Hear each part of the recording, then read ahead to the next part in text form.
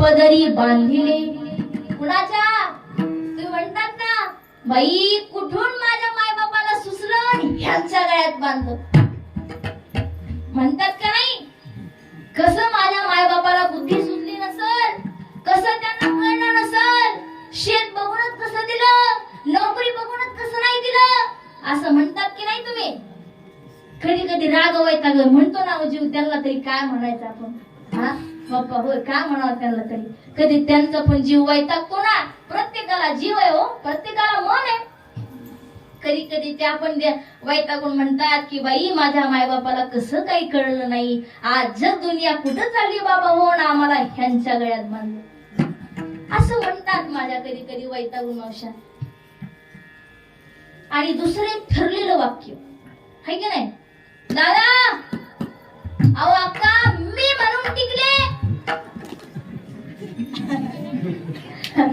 नाही तर दुसरी असती तर ह्यांच्या बशी दम काढला. हा खरंय ना, खरंय म्हणूनच तुम्ही माना हलवा लागली हसायला लागली हो. हे ठरलेलं वाक्य कोणतं की बाई मी म्हणून टिकले, नाही तर ह्यांच्या जवळ ह्यांचा ताप कुणी नाही काढला, हे असं म्हणत असतात मावशा. पण कधी कधी दादा बाबा काका म्हणतात ताई तुम्ही असे म्हणता पण आम्ही तुम्हाला कसं सांगू, आम्ही म्हणून टिकवली नाहीतर आमची लक्ष्मी फार कडक आहे. विठाला विठाला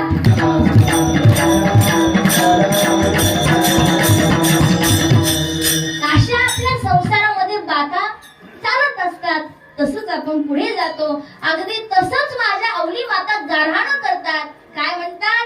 पदरी बांधिले भिकाऱ्याचा, ह्याच्या पदरात बांधलं. माझ्या मायबापांनी मला काय केलं? ह्या तुकोबारायाच्या ह्यांच्या पदरामध्ये मला बांधलं. माझ्या मायबापाला कळलं कसं नसेल.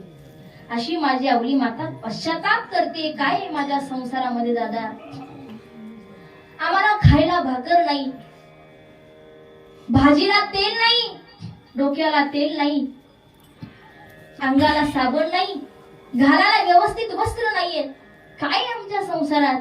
अशी माझी अवली माता त्या ठिकाणी म्हणती आहे. काय आमच्या संसारात? आणि खरंच दादा तसं पाहायला गेलं तर जगद्गुरु तुकोबारायांच्या संसारात काय होतं का?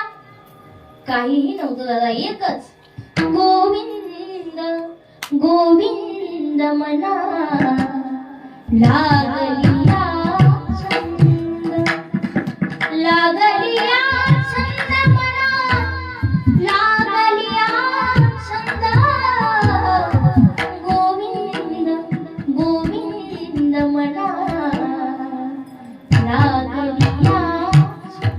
एकच होतं दिन रजनी हाची नंदा,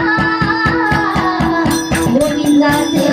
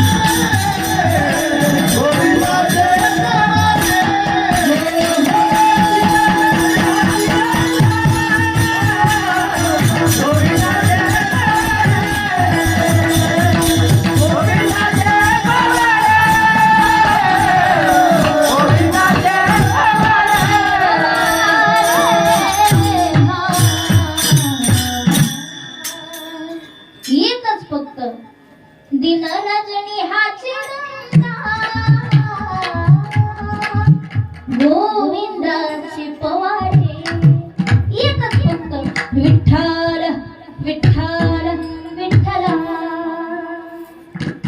माझ्या जगद्गुरु तुकोबारायांच्या जीवनात फक्त एकच, जे असेल ते माझ्या पांडुरंगाचं, जे होईल ते माझ्या भगवंताची इच्छा.